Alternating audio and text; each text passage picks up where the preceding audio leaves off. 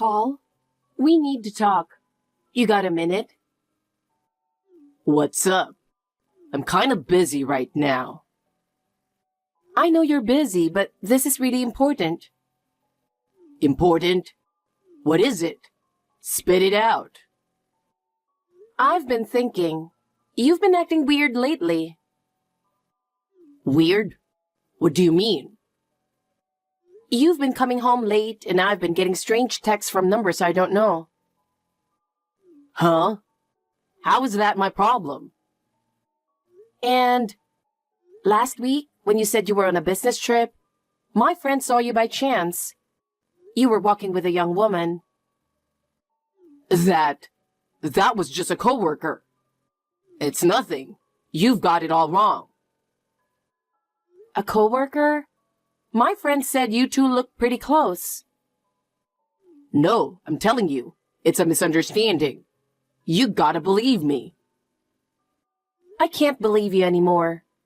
Everything you do is suspicious. You come home late every night with nothing but excuses. If you're so suspicious, why don't you bring some evidence? I don't have concrete evidence, but your behavior is just too strange. Sudden business trips, not answering your phone. Are you seriously accusing me of cheating? What else am I supposed to think? It's obvious you're lying. When I saw you sneaking out in the middle of the night, it really broke my heart. Look, it was just a fling. It didn't mean anything, and it wasn't cheating. That excuse won't cut it. I trusted you, and now I feel betrayed. Do you have any idea how much this hurts me every day? I'm sorry, okay? But it's over now. So can we drop it? Over? Maybe for you, but I'm still hurting. This kind of pain doesn't just go away. I said I was sorry. Isn't that enough? An apology isn't going to fix this. I can't trust you anymore. It's going to take time to rebuild that trust. Come on, give it a rest. Stop making such a big deal out of this. A big deal? If you think cheating is no big deal, then our relationship is over. Over? Don't be so dramatic. This isn't being dramatic. My heart is breaking. If you can't understand that, there's no point in talking anymore. Fine. Let's just drop this, okay? What? We're not done talking until we solve our problems. If you can't trust me, then maybe I shouldn't be in this house anymore. You know what? If you're really sorry, maybe some distance would be good. What are you saying? If you keep this up, I'm really gonna leave. Since you don't trust me at all, I think I'll go clear my head. What? Just came up with this plan. I'm going on a 3-day trip with my girlfriend starting tomorrow. Whatever. You don't need to tell me. Can you pack my bags? Do it yourself. What kind of idiot asks his wife to pack for a cheating trip? You used to do it for my business trips. Don't compare business trips to cheating. You're so cold. No wonder you get cheated on. I'm cold because you cheated, dumbass. Oh yeah, Mom was complaining about not having enough money this month. Give her about $1,000, will you? If you have money for a trip, why don't you give her that? I don't care about cash for you and your side chick to have fun. No way. This money is for me and her to enjoy. It's separate from Mom's living expenses. Then let your mother keep complaining. I'm amazed at how irresponsible you are. You're the worst. If anyone's the worst, it's you for going on a trip to cheat. Have you ever thought about how much you're hurting me? I don't know why I ever married you. Funny, I feel the same way. Marrying you was the biggest mistake of my life. I regret it every day. You know that lawyer you got for alimony? It's useless. Why's that? Remember the prenup? The clause saying you can't claim alimony if I cheat was my brilliant idea. I don't recognize that. You made it up yourself. It means nothing to me. Everyone does it. What's your point? I'm sick of your selfish logic. I'm just a man ahead of his time. I adopted these practices early. Give me back my 2 years. I feel like all the time I devoted to you was wasted. Hey, at least you got to take care of me for those 2 years. Enough. Talking to you gives me a headache. Funny coincidence. Talking to you gives me a stomachache. Will you make me break out in hives all over? You make my heart race, make me dizzy and short of breath. I need to take heart medicine just to deal with you. Whatever. I wish you'd just drop dead. You going to the courthouse today? I'm heading there now. Thanks. It's not a big deal. You don't need to thank me. You're pathetic if you can't even handle this much. I'm looking forward to the vineyard. Maybe I'll buy Mom some wine. I'm sure she'll be thrilled with something from your cheating trip. You're so sarcastic. Don't get too excited and crash. My life goes on even after your little trip is over. You're worried about me? I'm worried about the guardrail. It'd be a shame if something innocent got damaged because of an irresponsible person like you. You're so unlovable. Bye. You're not worth talking to anymore.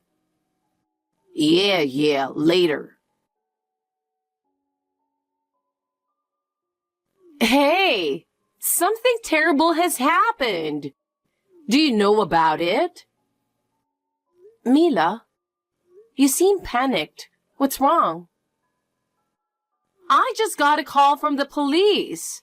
They said Paul died in an accident. What? Apparently, he crashed into a guardrail and fell off a cliff. Oh my God. The woman with him survived, but it wasn't you. That was his lover. Huh? He was cheating? Yes. He said he was going to the vineyard with her. I see. That boy was a playboy, huh? What the hell? Is that really what you're focusing on? Why didn't you tell me sooner? He called me last night asking what souvenir I wanted. I told him to get me sangria. My condolences. But now's not the time for that. The police called me because my number was listed as Mom in his contacts. They should have called you, his wife, first. Well, it doesn't really matter who they called. What's important is that he's not coming back. Hey, why are you so calm? Your husband just died. You don't seem that sad either, Mila. If anything, you're too calm. What? Who said I'm happy about the insurance money? I didn't say anything about insurance. Did he have a policy? He's had a life insurance policy since he was a child. But I'd rather have him alive than any money. That's not how it looks. Your words and actions don't match up. What are you going to do now? How will you manage without Paul? I'll manage on my own from now on. I'll figure things out by myself. A parasite wife like you has nowhere to go. Who do you think would hire you? I'll start looking now. I'll pave my own way, so don't worry. I'll take care of you if you want to be my slave for life. Excuse me? You're joking, right?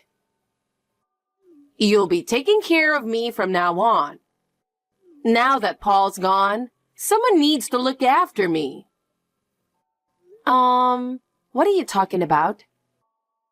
I have no intention of taking care of you. He may be gone now, but we're still family. We should support each other from now on. Huh? Are you crazy? Why should I live with you? What? Why not? Because you've always been cold and rude to me. I can't imagine living with someone like that. We're in the second year of marriage, right? We talked about living together after about 10 years. It's just happening a bit sooner. That was something you decided on your own. I never agreed to it. Then agree now. I refuse. I intend to live my own life. I won't be at your beck and call. How can you abandon an old woman who's just lost her child? Who would want to live with someone who treats others like servants? You're always harsh and complaining. Living together is out of the question. Paul's death is God giving us a chance. We should start anew and live together harmoniously. That's a nosy God. But I won't listen to you anymore. I've decided to follow my own path. Anyway, once Paul's body is returned, we'll be busy with the wake and funeral. You don't have time to be spacing out. Excuse me. Hey, where are you? I've been looking everywhere. Huh? Why would you be looking for me? Paul's body is back. We're at the funeral home. Come quickly. I'm on vacation. What? It's your husband's wake. He's not my husband anymore. What do you mean? We divorced a while ago. What? Paul's affair came to light 6 months ago. At first, he begged for forgiveness, saying it was just a fling. I tried to forgive him and rebuild our relationship. But it turned out there were about 10 women. Oh my! He was a smooth talker. He's got a sense of humor, and I'm sure he's popular with girls. A man's affair or two? It was 10 women. He forgot my birthday and our anniversary, spending them in hotels with those women. That's terrible. Mila, can you imagine how I felt when I found receipts for fancy gifts he gave them? Was he making that much money? No, his income was average. Then where is he getting the money from?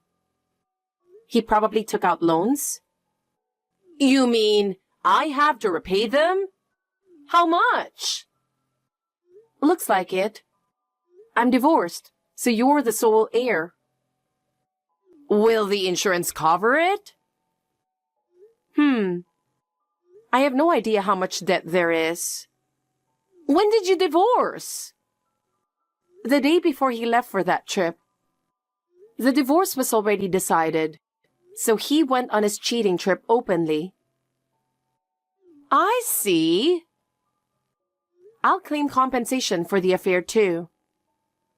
He's gone now. What are you saying? I already claimed compensation while Paul was alive. As his heir, you'll have to pay me. It's $30,000, by the way. The insurance is only $30,000. Oh, that works out perfectly then. You're kidding! There's nothing left for me. He had some selfish clauses in the prenup like no compensation for affairs. But that's invalid under the law. No way! I'm not gloating. It's sad he died so young, and I'm not without sorrow. But Paul kept cheating even knowing how much it hurt me. You're overreacting about a mere affair. I thought it was just an affair too, which is why I forgave him once. He betrayed that trust. How am I supposed to handle inheriting his debts and compensation payments? Weren't you going to live with me? I clearly refused, remember? Why? If you have any compassion, be kind to a lonely old woman who lost her son. Don't you remember what you said when I lost my child? The miscarriage? That's different. No, it's not. You laughed and called me a defective, good-for-nothing failure when I miscarried early in the pregnancy. I don't remember that. I still have nightmares about it. I'm sorry. I was just looking forward to a grandchild. Some things can't be excused with just. You should know that after living so long.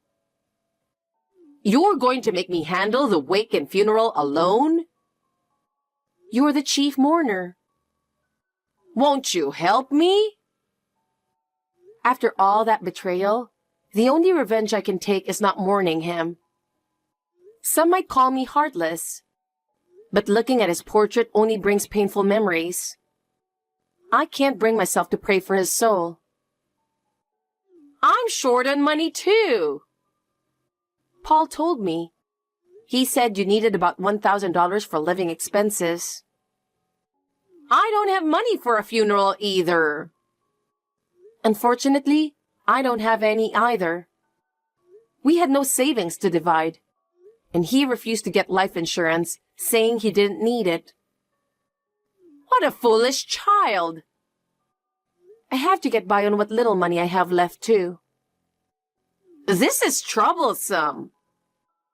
Well then, excuse me. Wait, you heartless person! Are you the wife? Who are you? Paul's girlfriend. Which one? Huh? There were more? At least 9 others. What the hell? That jerk? Are you the one who was in the vineyard accident with him? Yeah, I broke both legs because of his driving. I'm going to sue for damages. He's gone, you know. I know. That's why I'm contacting you, his heir. Good thing I stole your contact from Paul's phone. I can't believe I'm saying this again. We've been divorced for a while. What? We filed for divorce the day before he went to the hot springs with you.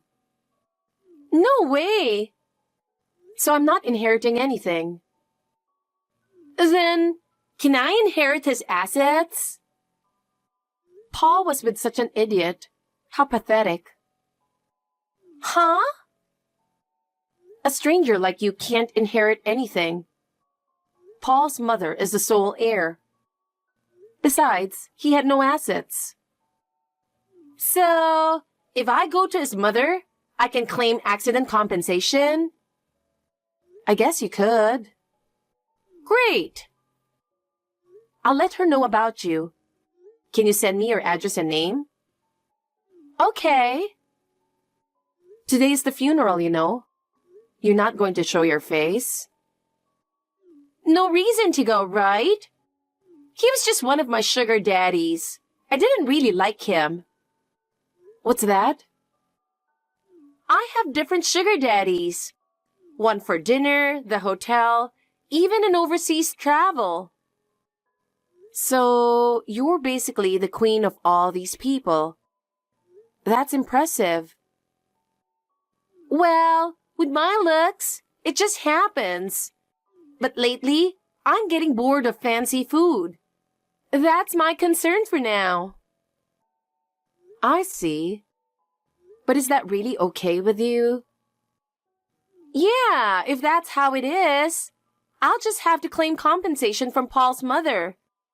And I need to heal this leg quickly, or my daddies will worry. I see. It must be really tough, huh? Well, good luck with everything. After everything went down, Paul's mom, Mila, got stuck with his debts on top of her own money troubles. His life insurance pretty much vanished, paying me damages and clearing his debts. So her dreams of living it up went up in smoke.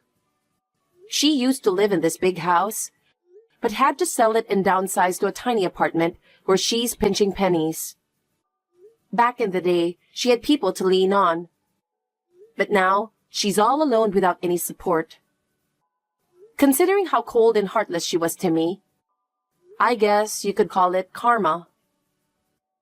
As for Dana, Paul's side chick, her life's been one hell of a roller coaster. She tried to sue me for money, but the law shut that down real quick. To make matters worse, Paul's other flings came after her for cash, leaving her drowning in debt. Her sugar daddies bailed on her one by one. And now, she's got no one in her corner. Dana used to live the high life, but these days, she's flying solo and lonely as can be. As for me, it was rough at first, not gonna lie. But I finally managed to turn things around. I landed a job, found a new place to crash, and I'm feeling pretty good about standing on my own 2 feet. I've put all that painful stuff behind me and found my own slice of happiness.